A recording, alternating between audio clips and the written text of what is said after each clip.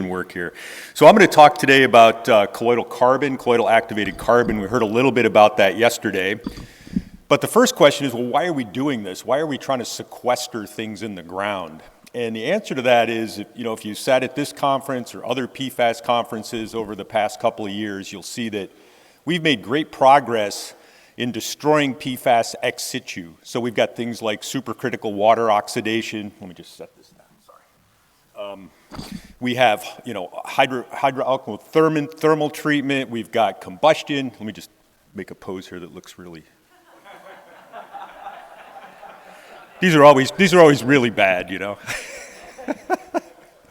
Anyway, so, but when we start looking at in situ treatment, right, the toolbox that we have for chlorinated solvents, things like chemical oxidation, chemical reduction, bioaugmentation. Those of us who've been dealing with these things for a long period of time, we know how to do this, but none of them are really practical at this point to treat this suite of compounds to the concentrations they need to go. So we really don't have a good in situ destructive technology. So what do we do at that point? Well, one of the options is to try and trap this stuff in place so it doesn't move down gradient and impact even more drinking water wells or get off property boundaries or whatever. So that's kind of why we're talking about this. So what is it? Well, there's a couple of products out there. Colloidal carbons, they're small carbons. It looks like paint when you work with it. If you get it on your clothes, forget it. You might as well throw them away. You can't ever get it off. They're bacterial-sized carbon particles. They get injected into the ground under low pressure, which is kind of the nice part. We heard a little bit about the clays yesterday. That's more of fracking technology, or a technology where you have to use high pressure to get them into the ground. This is a lower pressure application. So wait till you see this animation. So you inject them into the ground. Here comes the carbon. The carbon adsorbs to the sediment particles, and you can kind of see the two micrographs there where you've got a sand, and then you've got a sand that has carbon trapped. And the idea is then that carbon that sorbs to the sediment particles traps the PFAS, keeps it from moving down gradient. Very simply, that's how this is supposed to work. Now, one of the caveats is that carbon itself has a net positive charge. So if you just tried to inject carbon into the ground, it's not going to go anywhere. So this has to be done in a polymer, so that material has an anionic polymer mixed with it to help it distribute in the aquifer and also to help the carbon stay in suspension. Now, one of the things that became apparent a few years ago when we started this project was there's a lot of questions about this technology. One is, how well does it work for all the different PFAS? The second is, can you actually get this carbon distributed in an aquifer where you've got, heterogeneity? The third is, how long is it going to last? I'm going to have to do this every 6 months. Is it a 30-year technology? And then finally, like with any technology, what are the problems with it? Nothing is perfect. There's always going to be issues with different technologies. So essentially, I do not sell carbon. I can't sell you carbon, but we were funded by the Navy to basically take a look at this technology. The Navy was very interested in some of their sites in using this at AFFF source areas, which they have plenty. And they wanted to know, answer some of these questions. So we were funded under the NESD program to do that. So we ran this project. It's basically, we put in a decent-sized barrier. We monitored that for a couple of years. But up front, we did your normal stuff. We did site assessment. We did some column testing in our lab. Worked with Regenesis, who's the product vendor, to do the barrier design and installation. And then we've done sampling over a 2-year period. So we've got 2 years of monitoring data for one of these barriers at this point. So here's your site. I'll just tell you, this is a site in Virginia. And basically, we went out and did site assessment. So if you look at this photo, you see the AA prime. That's about 800 feet. And near the demo location was the source area. We did, your typical stuff where we took cores. We did depth-dependent groundwater sampling to analyze for PFAS. And basically, your typical site characterization. And geologically, this site has a clay, which you see up at about, 3.5 feet, so that's in the vadose zone. Groundwater table at the time was at about 5 feet, and then you've got another clay material starting at about 25 feet. So it was kind of a nice site. Your conductive material, my geologist said it's all fine sand. I don't know that there's anything that's that homogeneous, so I'm not sure what he's up to these days. I may have to talk to him about maybe looking a little more closely at some of these samples, but he said it was all a fine sand. Now, when we go to these sites, again, this is a little different than a chlorinated solvent site. So the blue line there is total PFAS. We can focus on that. The other two are PFOS in orange and PFOA in gray. But essentially, as we move down gradient with groundwater flow, so what we see up in the presumed source area, we see a lot of PFAS up in the shallow zone. Now, if you look at these compounds, they're supposed to stay near the air-water interface. But as we move down gradient, you see this plume, it's kind of sinking. So as we get sort of into the middle zones, we're about 400 feet from the source area. We've still got a lot of PFAS, but it's getting deeper.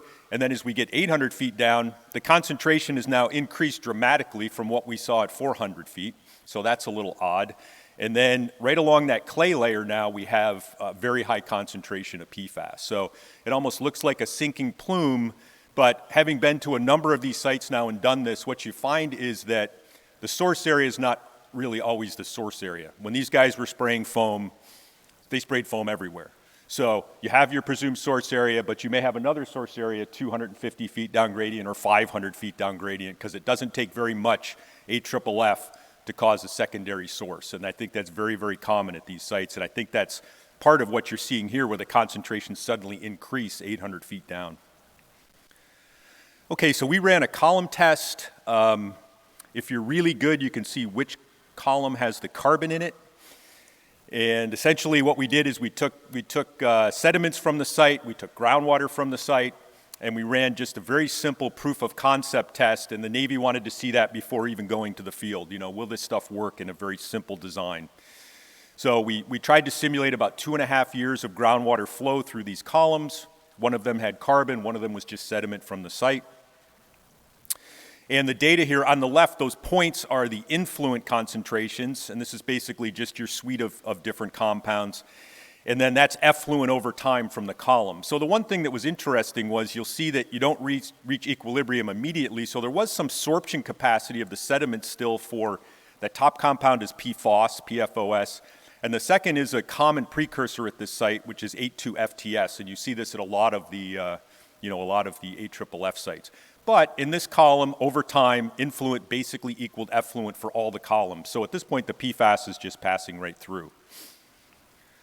Now, when we added colloidal carbon to the column, we see that we get a dramatic decline. So the carbon is then adsorbing the PFAS as it's coming up through the column. And this is what's supposed to happen. Essentially, for that period of time, we had non-detect levels with the exception of PFBA, where we had some hits of PFBA coming through. But for a proof of concept, this basically said, okay, if we put this carbon in the ground, we can reasonably anticipate that we're going to adsorb PFAS for a reasonable period of time. The other thing we needed to do was try and figure out how we could quantify the carbon, because again, distribution was part of this, trying to understand how the material gets distributed. Now at this time, there was not a good way to do this, so we have a pretty large laboratory, an analytical lab. So we ran what's basically a TOC analysis on it. So we combusted materials at 550 C, and when we did that, when we added this material to a sand, and this is on the left is how much we added, and on the right is how much we recovered, we got somewhere around 70% of the material back. So we kind of reasonably felt that we could quantify the material when we put it into an aquifer, with the understanding that there's going to be a background.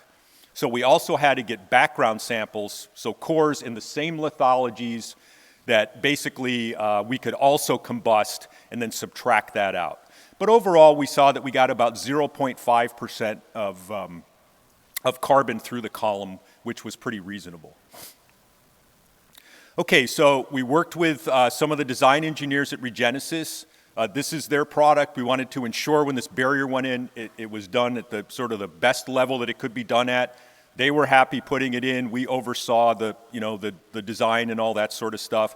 But essentially, they have a model, and they go through and they look at all the geology and lithology, and then they'll design a barrier for a period of time. So they'll say, okay, you want a 30-year barrier? We're going to design a barrier that's 30 years or 15 years or 50 years, and that's going to depend on basically, how wide is this barrier going to be in terms of the material going through, because carbon will have a capacity at some point in time.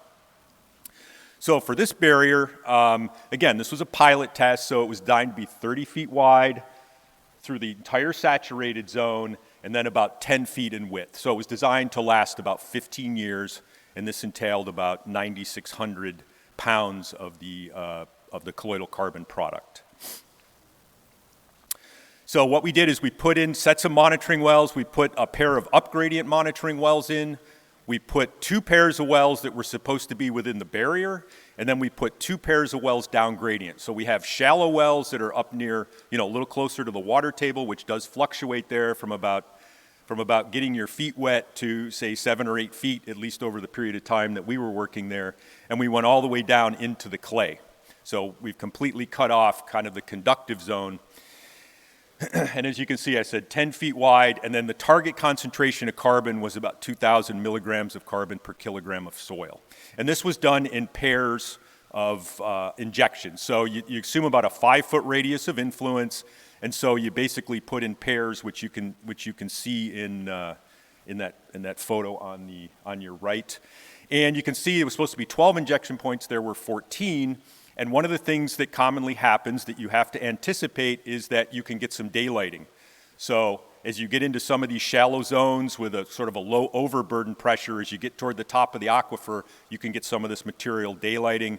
And so basically you had to move over and re-inject up in that one zone. This is what this looks like. So the product comes in totes. There's a big mixing vessel. You're going to need some potable water. In this case, the water had a lot of PFAS in it in the fire training area, so basically hooked up to a hydrant, put a carbon tank in front of it to take any of the PFAS out of the water, and then mix the product and inject. And you see that on the photo on the right, you see 3 injection points. So basically these points go down, you pull a sleeve up, so then you've got an injection zone. You inject a known volume, you pull up, you inject again, you pull up, you inject again, and that's how you sort of cover your entire area with the material. All right, so just what we did. So we did quarterly sampling over a couple of years. We did take soil cores at 2 different times to look at carbon, and then we also used passive flux meters, and I'll talk a little bit about that and kind of explain that technology when I move down. And we did that for 2 reasons. One is to look at the change in flux of PFAS. It also was to look at any potential change in groundwater velocity. So was the barrier actually inhibiting groundwater flow? Do you start to get clogging of the aquifer, which is a question that's often come up with this technology where the water starts to move around it. So here's the carbon results after the injection. The yellow line is the background, so this was an up-gradient core. The green and the red are within the barrier. And on the right, you see a couple of photos, and the dark areas are areas with carbon. So the distribution is certainly not perfect. Basically, you see there's the fine sand zone, and as you get into the silty clay, you can see how much those yellow bars really increase. You just have a lot more combustible materials when you're in these fines. You're in the silts and the clays. But if we subtract out that background, this gives us, based upon our analysis, again, a combustion analysis, the amount of carbon that we got into different zones in the aquifer. This was the target, which was 2,000 milligrams per kilogram. And you can see in the real world, it varied, but for the most part, we got some carbon within those zones that we wanted to. We didn't have anywhere except down into the clay where you didn't see any carbon above background. And that's because you're not going to get carbon injected into clay under low pressure. So that makes a lot of sense. Okay, so what I'm going to show you now, I'm going to give you some data, and basically I'm first going to show you data from the up-gradient set of wells, BSM 01 S&D, and then the performance monitoring wells at the down-gradient edge, so the water has had all the time to move through the barrier, and then the farthest down-gradient, which was about 10 feet from the barrier. So we'll see what happened as a function of time. Now, this was interesting. This is up-gradient. So if we look in the shallow wells, our PFAS concentrations vary from over 80,000 ppt, so 80 ppb, down to about 20. So we get a fourfold variation in the concentration of PFAS in the same well over a period of a couple of years. We had transducers in some of these wells, and I'll just say you don't see the same thing in the deep zone. So we had transducers in some of the wells, and essentially what you see is, you see in that first part that you see the water tables basically coming up. So there's been some big rain events, the water table's coming up, it's getting into the vadose zone, and then it's starting to decline. And then you see the PFAS start to come up in that first point. So what's happening likely is that that water's coming up, and once you break that air-water barrier for PFAS, so once you get into the vadose zone and you saturate it, you get an enhanced desorption of the PFAS. We heard talk about foam fractionation and how these things love to be at an air-water interface. When you break that air-water interface, you're going to get some mobilization, and then the water table comes back down again, and you see your concentrations go up. So this is something in Florida you can anticipate seeing at some of these sites. You know, you may get some pretty significant variations in PFAS concentration in shallow zones. Okay, so let's now look at downgrading of the barrier, so the 2S2D well pair. And this is total PFAS.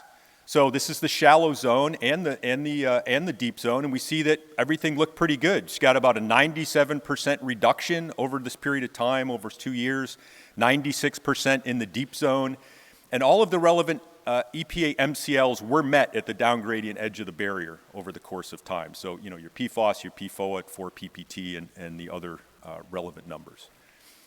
Here's PFOA, here's PFOS. Here's the Achilles heel. With this and any of these carbon technologies, it's the short-chain carboxylic acid. So it's perfluorobutanoic acid in particular, not PFBS so much, so the sulfonic acids are adsorbed pretty well. The carboxylic acids are not, and you can see in the deep zone there's almost no treatment. You see a little decline in the shallow zone and then increasing concentration, so you can't reasonably anticipate those are going to be adsorbed. And you're also going to see breakthrough of some of the slightly longer chains, PFPEA, so pentanoic acid, and HXA, hexanoic acid. And now we'll look further down gradient. So this is 10 feet from the barrier. And one of the things that's always important to understand is that if you put one of these in a source zone, you have contamination down gradient of the barrier. You're not at the toe of the plume. So as you start pushing clean water into that area, what's going to happen is you're going to get desorption of some of your PFAS that are already there. That's just sort of the nature of the beast. So you have to have some anticipation when you put these things in. And it's good to have some modeling. And there's a guy named Grant Carey at Pore Water Solutions who has done some really nice modeling of this, and he's published some papers if you're interested in looking at those. He's got sort of an approach to try and, again, do some predictive modeling of how well this type of thing is going to work. But essentially, you still got about 92% reduction, 95% in the deep zone. The MCLs were not met 10 feet down gradient over these 2 years, and you wouldn't expect that. And again, that's from the sort of the rate-limited diffusion. There's PFOS, and then here's our friend PFBA again. We seem to be making it in the barrier at this point. No, that's not true, but it's possible if you have precursor transformation. But you probably just have, you know, a little bit of sorption, and then the material comes off, and so you will get some increasing concentrations. Another one, PFPEA, which you see bouncing around a little bit. Again, it's another short chain. So that's kind of the concentration part of this. What's perhaps more important at some of these sites is the flux. So when you think of flux, you know, concentration, we have this concentration of something at a point in time, which is great, but if it's not moving toward your drinking water well, it's not going to be an issue. If however, you know, you have something that's moving, it's nice to be able to determine how much that is. So if you think of flux of something, it's how much of something moves through an area over a point in time. And this is a technology that was developed at University of Florida, you know, go Gators, there we go, in Gainesville, and they spun this off to a company called EnviroFlux. And this is a passive flux meter, and it does two things. It gives you groundwater or Darcy velocity or Darcy flux. So essentially it allows you to know how much water is flowing through an area, and it also gives you a PFAS concentration. And from that you can determine a PFAS flux, and I'll give you an example of what I mean there. But you can see this is a couple of my guys putting these things down into a well, and essentially you have a couple of different points. You've got a resin layer that absorbs PFAS, and then you've got a carbon layer that has an alcohol on it that diffuses off. So from the alcohol layer you get a Darcy velocity, from the resin layer you get a PFAS concentration, and from that you can determine a flux. And here's what those data look like when they come back. So in pink, that's a calculated mass flux, and on the left it's for PFOS. And you see it varies a bit. and that's a good thing to know too. So where is the material really moving through the aquifer? But at its max, it's something about somewhere around 300 micrograms per meter squared per day flowing through an area. The other part of it is the velocity, and I said one of the reasons we did that was to try and understand whether we were, having any effect on groundwater flow rate in the aquifer by adding the carbon. So these are the Darcy velocities. So basically with Darcy velocity, if you divide it by the aquifer porosity, it gives you a flow rate. So a velocity of something like 10 centimeters per day, a Darcy velocity is about 120 feet per year, just for those of you who think in feet per year like I typically do. Now, one of the things that was interesting here, and I'm really glad we did background cores. So on the left, that's the background well. And it was very surprising to me that the Darcy velocity almost went over from year one when we first started, time zero to year one, it dropped by about half in that background well. Now, if we'd have seen that within the barrier, we might have said, wow, this thing is clogging up the aquifer. But in fact, that was just the background data. So if you do this type of thing, always have some background samples to look at. And then essentially as we move down though, we see that there was no measurable difference. Statistically, there was no difference at each point in time in the Darcy velocity. So it indicates the aquifer wasn't clogging over time, at least over this 2-year period that we did this. Now I'll show you some of the PFAS fluxes. This is up gradient. It did change a lot from T0 to year 2, and this was with doing nothing. Again, this is just some variability. But you see, you still had reasonable fluxes, whether it's 1,000 or 216, micrograms per meter squared per day flowing through. Here's the deep zone. Again, you did see some decreases in concentration over time in the up gradient wells. Now, if we get at the down gradient edge of the barrier, this is very consistent with our concentration data. So the blue was the background before the barrier went in. The other colors, the gray and the green, are after the barrier went in.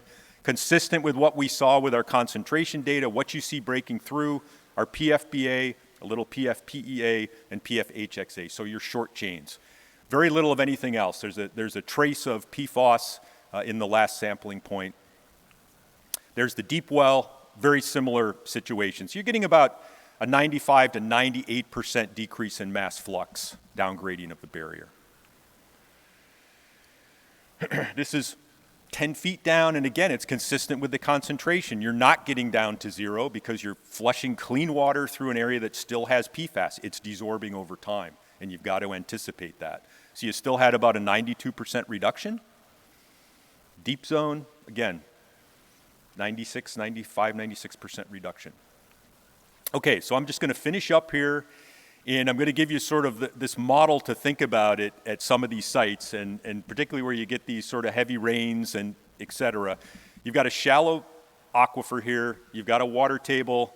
That water table is going to go up at times. It's going to get into the vadose zone. It's going to come down, and you're going to be mobilizing PFAS when that happens.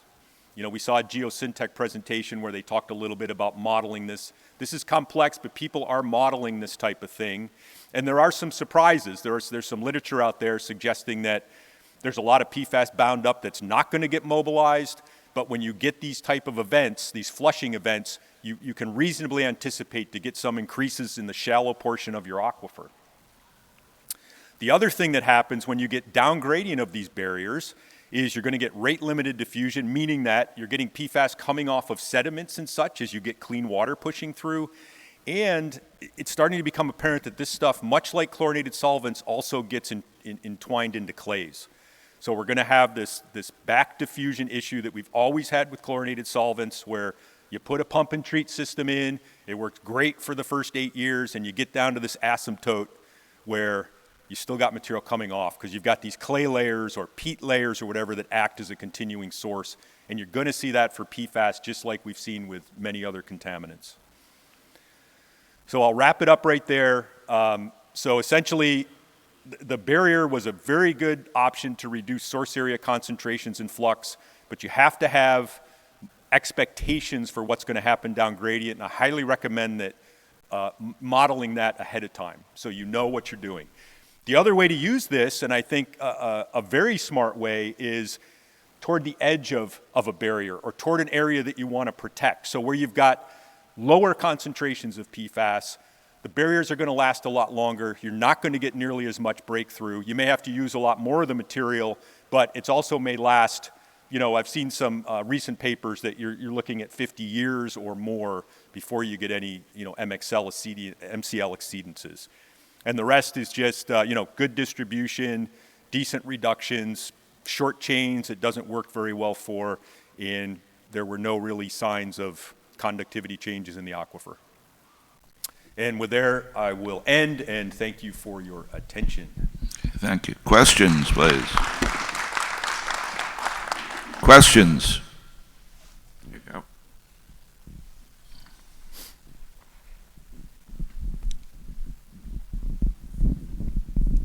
All right, thank you. Sorry, I have a pseudo-wordy question in advance, so I apologize. But question regarding the planning.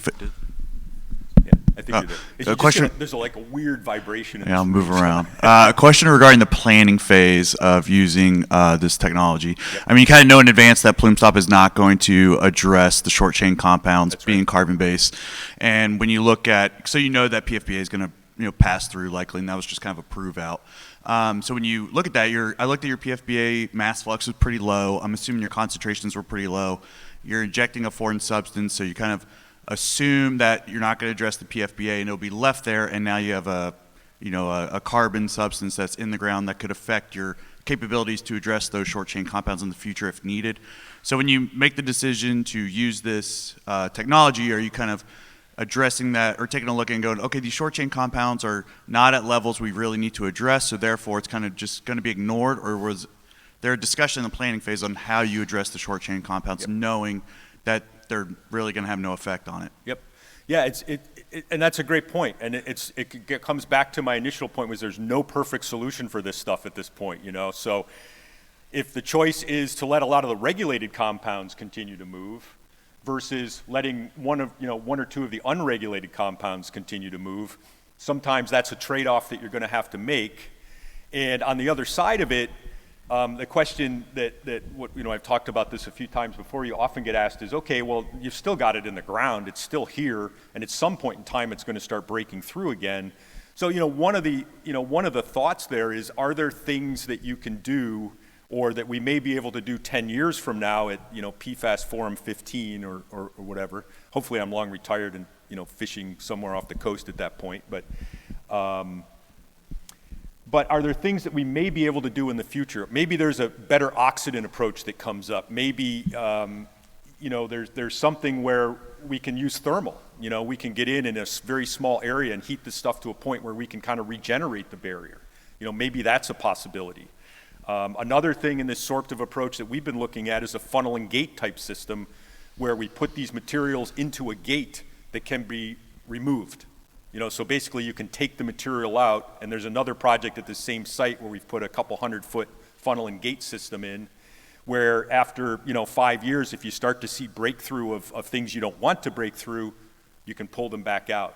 But to your point with the short chains, yep, it's a flaw. It's a flaw with GAC systems, drinking water systems too. That's their Achilles heel. It breaks through. Maybe there's some product in the future where you put a little colloidal ion exchange resin in with this, maybe to increase the short chain capacity, but that's also going to increase your cost. But it's a good point, and yeah, that's kind of what you're left with. Time for one more question. What was the reason behind having to put the GAC column on with the water if you're injecting carbon and there's already PFAS in the ground? Was it a regulatory thing that they said that it had to be cleaner going back in than it was Exactly, out? yeah, you don't want to inject PFAS-contaminated water. So pretty much we've done this 3 or 4 times now and faced this issue every time, so we just get a 55-gallon, So it's just the GAC vessel. standard, if you take water out of the ground, it has to be cleaner going back in. Exactly, yep. Okay, thank you. Thank you, everybody. Our next speaker